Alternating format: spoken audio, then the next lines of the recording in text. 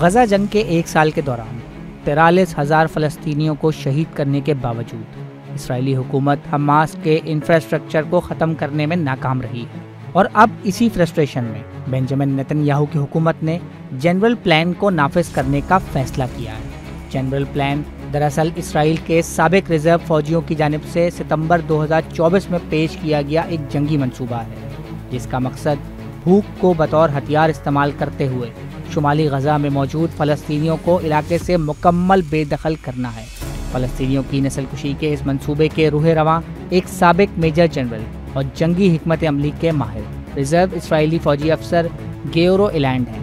جن کا ماننا ہے کہ اگر حماس اسرائیلی مغویوں کو بازیاب نہیں کرتی تو غزہ جانے والی تمام رسد کو معطل کر دینا چاہیے، اور اسی سلسلے کی بظاہر کڑی کے طور پر اسرائیلی حکومت نے اقوام متحدہ کے ادارے United nations relief and works agency کی سرگرمیوں پر پابندی لگا دی ہے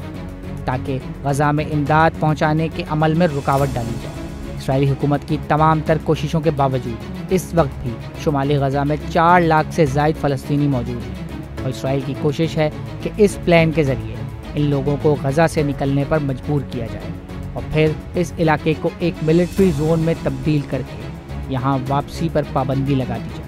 اسرائیلی میڈیا کے مطابق امریکی وزیر خارجہ اینتھنی بلنکن نے بھی اپنے حالیہ دورہ اسرائیل میں بنجامن نیتن یاہو سے مطالبہ کیا تھا کہ وہ جنرل پلان کے استعمال کی میڈیا میں تردید کریں، مگر اسرائیلی حکام نے ایسا کرنے سے منع کر دیا، جو اس بات کی طرف اشارہ ہے کہ نہ صرف اسرائیل اس پر عمل کرنا چاہتا ہے بلکہ امریکہ اور مغربی ممالک بھی معلوم ہونے کے باوجود اسرائیل کو ایسے کسی اقدام سے باز نہیں رکھ پا رہے۔